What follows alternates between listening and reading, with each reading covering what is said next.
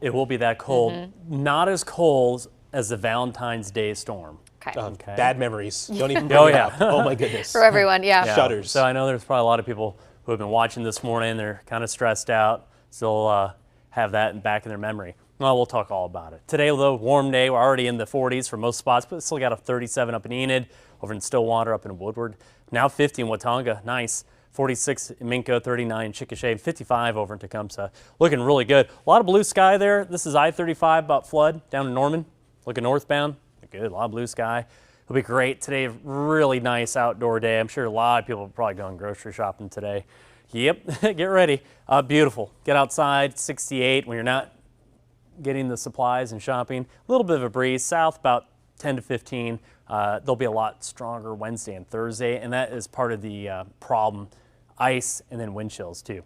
So highs today, upper 60s, some spots hit 70 degrees, a little bit warmer than yesterday. Then tonight, not as cold as this morning, lows in the 40s. And then tomorrow, still mild, but not as warm, 50s. Notice northern Oklahoma are colder. That's where the rain starts tomorrow. Now, we're dry now, clear. Rain down in Texas, that's not our winter storm, all right? So don't look at that on radar. Be like, it's coming this way. It's not. It hasn't even formed yet. But the impact will be pretty significant.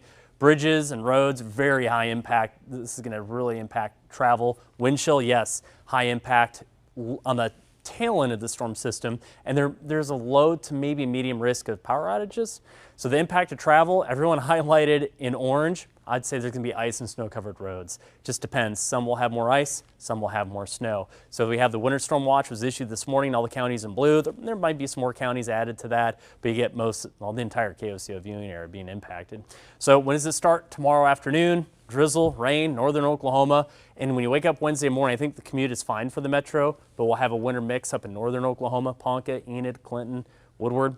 As that cold air comes crashing in and the moisture comes in, we're going to get ice. So that could be two types of ice. So whether little ice pellets or freezing rain or both. And then snow comes in, and the highest chance of snow should come in on Thursday. So this is kind of two waves of precip.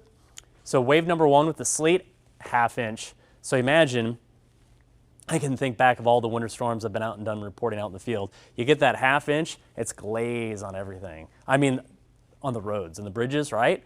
And then there'll be some freezing rain, which is on the trees and the power lines, which is about a quarter, maybe a ½ inch. Is this an ice storm? We'll have to watch it. Eventually, tomorrow morning when I come in, I'll probably up the ice totals a little bit as I get more certain of what's going to happen. Now, when it comes to snow, which most of it for OKC happens Thursday, but for example, like northern Oklahoma, you'll probably have a good amount of snow coming in on Wednesday. But anyways, so you have the ice on the ground, and then you have 1 to 3 inches in the light blue, 3 to 5 in the dark blue, and then more than 5 across northern Oklahoma. So maybe even a little bit of drifting too, and the real cold, look at the wind chills, way below zero as early as Thursday morning. Now, how many days we stay below freezing? About 3 to 4. Versus the Valentine's Day storm, we stayed below freezing. It was like 180 hours, like 8 days. So it's not nearly as intense, but I think the travel will be the biggest impact. And we'll melt and refreeze, melt and refreeze. We'll do that several mornings in a row. Finally, I could probably melt majority of it Sunday. Next week though, dry, which is good, but still kind of cool. Highs will be in the 40s. And that is your latest 5+5 day forecast.